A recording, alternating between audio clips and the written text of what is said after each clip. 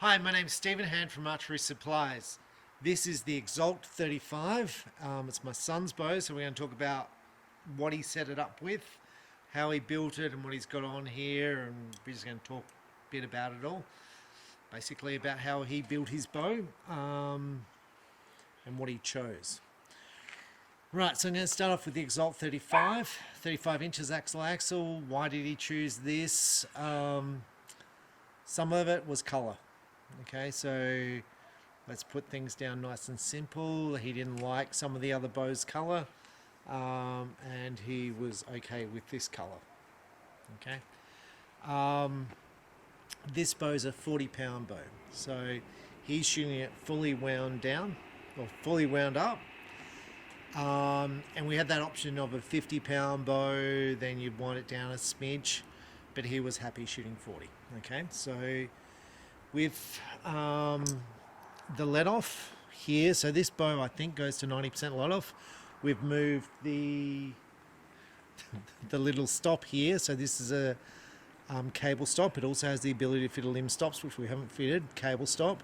We've moved it 2 marks that way, which is reducing it. So he's shooting probably around 80%, 75% let off. His draw length is, I'm going to guess, around 28 inches. This is his old Axel sight. So when I say old, he used to shoot this maybe 15 years ago. He hasn't shot for about 10 years. So it's still good. It's a good sight. The difference between this and the new Axel, look, the new Axel is probably better, but you're not going to shoot any better, right? So it's a better sight, but it's the same. Okay. Now he fitted an ultra view scope, which I'm going to talk about because I haven't done any videos talking about Axel scopes and I didn't know much about them. I sell them, but they're sold in a case, all sealed, so I don't generally have much to do with them. Now the ultra view scope has changed. This is a metal housing. You can see the hole through there. So the hole through here is so you can fit the thread through here, through the center. With the new one you can't, and it's a bit of a problem. I had to look up videos on how you do it, but this is the older version. So metal housing, you've put the bolt through, and this is going on to a shrewd system here that we had to get with the thread in, so it's sort of locked in place. So that's locking in from that side there. There's basically a little screw, and you screw it in until it's tight. Okay. It's got a little capsule here and a capsule at the back. You can change the color of this at the back here. At the moment he's just running black. It's got a nice bubble, clear scope, and it's got a nice dot system. This was second hand. I think we had it in the shop, but basically the advantage of being second hand, you're not going to lose any money when you sell it. So he chose to try this. We had a few other second hand scopes, but he chose to try this one out. It's very easy to adjust from right-handed to left-handed on this scope because you just move backwards and forwards. The bubble's got a different spot here. It's quite a nice system. They're quite expensive. The lenses are quite expensive. I think brand new these sell for around $500-600. He chose to go for a QAD rest. I spoke about going for one on the back of the bow, so like the R2. But he wanted the HDX rest because he had one of these before. And also his thinking was, well, if I change bows, I can take this rest with me to the next bow. Or if you go for an integrated rest, then you need to have a riser or a bow that takes the integrated rest mount. So we had to fit a little block to move this out. One of the advantages of a drop away rest like this, if you're rough pulling the bow back, stays on. With a blade rest it can bounce off. Another advantage of this, if you're changing the arrows, it still works. Another advantage is if it's windy, it still works. Where if it's windy and you're shooting a blade rest, the arrow can fall off it. Now he's just got a basic, this is a Fivix stabilizer. This was second hand also. I think it was quite cheap. Quite a good carbon, just one weight. Okay, so he's trying to keep the weight down. The peep sight, I think he's just gone for a cheap peep. and that was probably because that's what I said to fit to it. With a aperture thing which you screw in, I think the aperture we fitted was a 332 or a 1/16. That's about it. So now when it comes to arrows, the arrows he chose was Victory VAPs. These are 600 spine. We put 100 grain points. We actually didn't fit the Victory points. We fitted a cheap Pandarus Infinity point because they're $15 a dozen, as opposed to the Victory points, which you could argue are better, but they're $45. These are $15. He liked fletch vanes. They're more expensive, about $55 a packet of 100. And he likes Biter Nox. Biter Nox are very hardy, they're very bright, and that's one reason why he chose this. Maybe discuss a little bit about it. So my son started working back at the business. I'm going to say he's come in and he started shooting again. So he's going to shoot the Nationals, and his scores have improved. Okay, so we're going to have a shot. I haven't shot this bow set up, so I don't have the peep sights. I'm going to show you how we tied the peep sight in. I think I tied this in. So I tie it down here, wrap it around, and then tie it down the other side. So I'm going to guess the draw length is similar, but we'll see straight away. He shoots a thumb release aid, which is 15 years old. It's a true bull thumb release aid from 15 years ago. Look, it may even still be made, but it's 15 years old. It works fine. The new ones are probably better, but he's happy with that. So it's very smooth, very smooth, very smooth, and then it just drops into the thing. I'm just going to let it down. The draw cycle on the Elite, I'm going to sound biased, I think is very smooth all the way through. So I drew back the Hoyt Concept X the other day. I think this is much smoother, and I don't know if it's because of the size of the wheels, so much bigger, but this is a very, very smooth draw. The Elite comes, you have two options, the smooth draw modules or the performance modules. The performance modules will add 5 feet per second to your speed of your bow. I prefer the smooth because it's just more comfortable on your body. Okay, so we're just going to have a shot. I haven't shot this bow, so don't expect the arrows to go in the middle.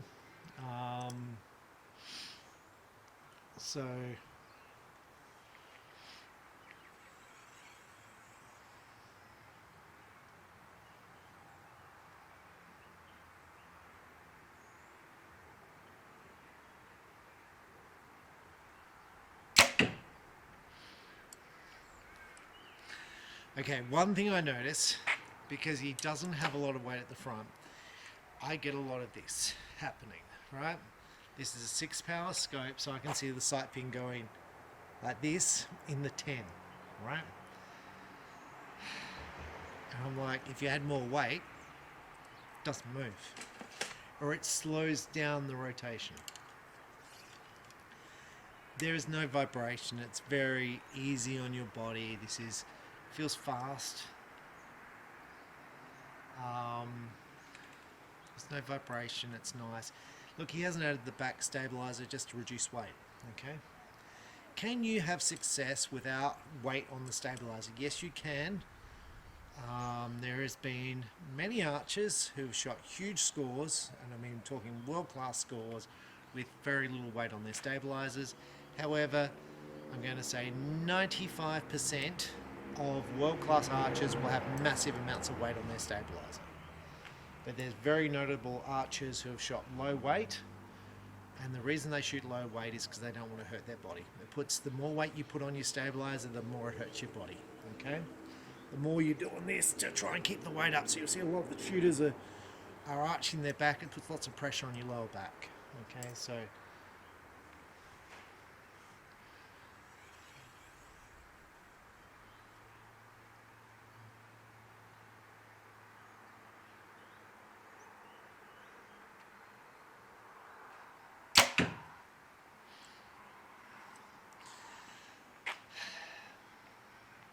okay, so let's just discuss the scope a bit. The scope is big. It's clear, it's bright, and it's not focused. Okay, it's not focused because to make it focused on a 6 times, you'll generally need a clarifier, or you need to reduce the size of the aperture. Now, I generally don't mind the scope to not be focused because all I'm doing is I'm putting that pin in the middle of the target. I don't need it to be clarified. Some people do clarify. I generally don't worry about it. Adding clarifiers can cause problems for you. If it's raining, they'll get a drop of moisture on them. They can get cloudy. You can have problems. So when I've shot a clarifier before, sometimes you can't see your dot in the middle of your scope. Sometimes you can't see their bubble. So it can create problems. You can get issues with clarifier seen in the sun because the sun will hit the lens, and that's why people will shoot the longer peeps, like the Hamsky peeps. Or if you're shooting specialty, they shoot the longer specialty peeps, which is the PXS or the podium peep. So.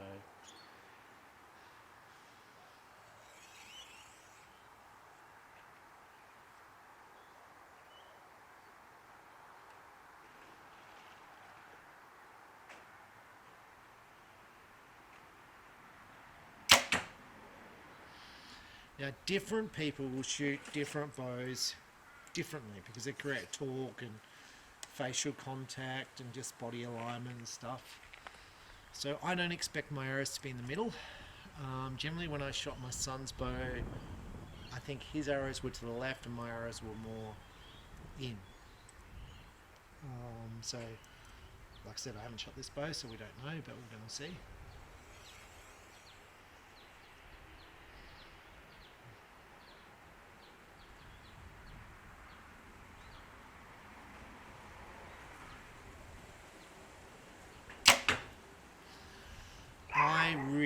So I shoot a verdict, which is really, really nice.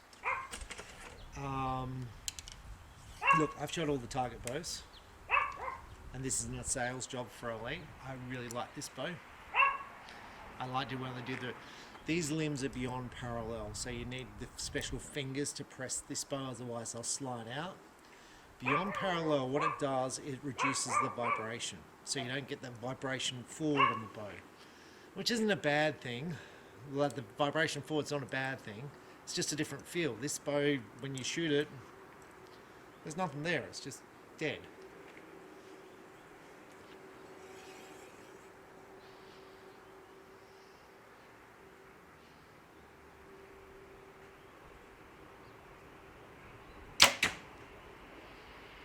Okay, I think that will be the end of the shooting because I think I just robbed him with his arrow because something spat off. Let's go and take a look. But I really, really like this bow. I like the roller slides here. The strings on the Elites are really good. They're a winner's choice string. They're spot on. You can see there's no peep rotation. I like the paint finish on the Elites. So I like the draw cycle. I think the draw cycle is the best. I think this adjustability and the draw length adjustability is the best because literally on most bows you go 1/2 inches. So my draw length is either 29 or 28.5. I'm somewhere in the middle, so some of my bows are 28.5 and some are 30, even though they're the same as 29. Even though the same bow, I had one bow set on 29 and one bow set on 28.5. With this, you can just get it exactly how you want it. I like the tunability, not that I've ever tuned them as far as the limbs. I haven't done that because I just shoot. It's just a beautiful bow. The paint will look as good. The bearings are just top class, never replace one. Look, they're expensive. Not as expensive as your other bows, but they are expensive. It's got limb locking here. I like limb locking. So when I did the review on the Concept X on the Hoyt, I'm like, I want limb locking. I want a tuning system. You got that on the Elite. For a bow which is $1,000 less in price. For $1,000 less in price, I've got big, thick modules here, so I'm not going to get any movement. You've got dual track here, so this is great. You've got all the tunability, the great paint finish, the Cerakote paint finish, which is great. Look, where's the downside? My downside's going to be, if you want a light bow, this is heavy. It's about 4.7 pounds in mass weight. My son was looking for a lighter bow, and then he was going to add weight to the stabilizers. But I said, try this out, see how you shoot with it. Let's go and see how I shot with it. Okay, so I'm up here at the target. There's my group. So literally, it's that big. They're all bunched together. Something orange came off when I shot one. But look, it's a great group. And my grouping's higher than my son's, and it's further right than my son's. So there's something that we're doing different. But most of the arrows are touching each other. They would all be in the 10 if I was shooting. This is the first time I've shot this bow. Like I said, I was getting a wobble, left a thing. Now, with that wobble that you get, it's because when I'm pulling back, I'm 80% let off, let's say, number, 40-pound bow, I'm holding 8 pounds. So 8 pounds, you get the wobble. With a recurve, when I shoot recurve every night, I'm holding 51 pounds back here. There's no wobble on 51 pounds, it's rock solid, okay? So less let off, you'll get less wobble. Higher poundage, you'll get less wobble. I want to talk about poundage, low poundage versus high poundage. For indoors, there's nothing, okay? The advantage on higher poundage, if you're shooting in wind, so it's a windy day, you can shoot heavier arrows, you'll get less wind drift. That's it. Now, the other advantage of shooting heavier poundage, this is talking target archery, you'll be holding more on the back wall if you're strong enough, so therefore you'll get less wobble. If it's a windy day, so if there's wind, if you're holding back more than less, so if you're holding 4 pounds versus holding back 30 pounds in physical weight, you will wobble less with 30 as opposed to 4, because it'll just be more rigid because there's more tension. My experience. So if there's no wind and it's a nice day like today, low let off is fine, low poundage is fine, indoors it's all fine. High let off's fine for indoors, low poundage is fine. There was a lady, whose name was Katie, who used to shoot marten. She used to shoot a bit over 20 pounds. I don't know if she was ever beaten. Okay? She won every year, and I think it was around 20 odd pounds she was shooting. So just perfect scores, like 300 for Vegas. She had a car accident, I think, and she damaged herself, broke some bones. But look, this is great. Now, how does this relate to my bow? So I shoot a Verdict at 60 pounds, which I love. I love the bow. I probably shot as good with this as I do with my own, and maybe better with this, because it was just easy. It's just easy. I just point. There's no weight. My body's not sore. My body's shoulders aren't sore drawing back the bow. Let's just point it and just, okay. So I'm going to say I've shot for a number of years. One year I shot a 50-pound bow for indoors. I don't know if that was the year I won nationals, but there was one year I shot 300 indoors, which is my best. I'm generally not a 300 shooter. I'm like a high 290 shooter. But I shot a 300 in national competition. I can't tell you what year it was, but I did. That may have been the year I shot the 50-pound bow. Because the thing about shooting lighter poundage and you're shooting indoors, you're not fighting the wind, you're not worried about the speed, it's just lob them. Now, when I shot that score, I was shooting VAPs, which are these, single target face. I think I was beating on X count. against people shooting flats, but I won on 10s. So I think I won by about 2 points. So it was close, but I think I had a better with the. I think I shot a 300 and 299. And I think my X count was actually okay. That just, yeah, I was happy with it. But anyway, that's the really happy with that. So I'll just discuss my son. So we changed. So he started shooting a couple of weeks ago. We started with his old bow. That was back when he used to shoot when he was a kid, which was an old Martin, and he was shooting 270s here indoors. Then 2 weeks ago I was like, well, if we're going to go to the Nationals, we'll get you like a decent bow, because he's here, he shoots every day. And his scores went, you know, high 270s, 282, then he went 284, and I was like, would you be happy with a 285 at the Nationals? Because I think you should set yourself some targets about where you see your scores.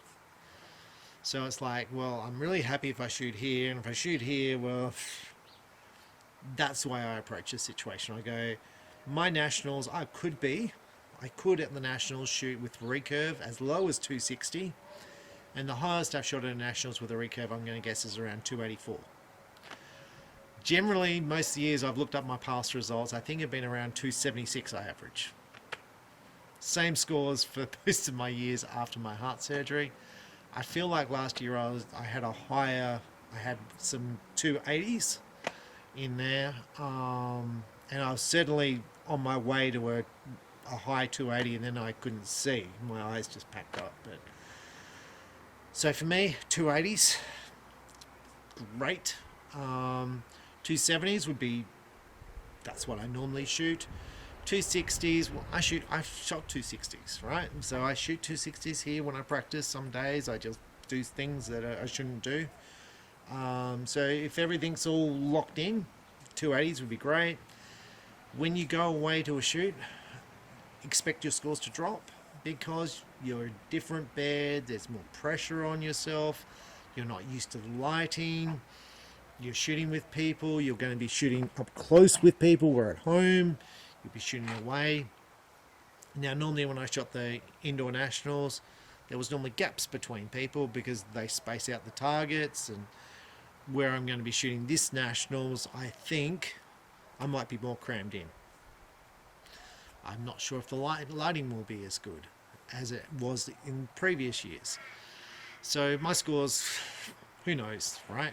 It's okay. It's just you don't expect to shoot your best. You don't expect to shoot your worst. So I'm going to say tonight my son shot his best score. He shot 292 tonight. Most ends he was in the 10s. So most arrows were in the 10 for him. Which is a huge improvement in 2 weeks. So yeah, I'll just leave it with that. That's the Exalt 35. So choosing the Exalt 35 or the Verdict. The Verdict has more upright limbs, a bigger bow. The Exalt is similar cams. I think the cams are probably the same, but more parallel limbs, so less shock. That was basically it. So less shock with the Exalt, and more forward movement with the Verdict. Not that the Verdict's bad, I like the Verdict. But yeah, just very similar. So, but I have thought about getting an Exalt myself, because I think it's a pretty good bow. Okay, I'll leave you with that. And just remember, the more you shoot, the better you'll shoot. Consistency. And when I say consistency, you need to be shooting.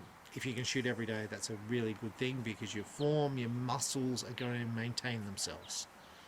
Can't stress it enough.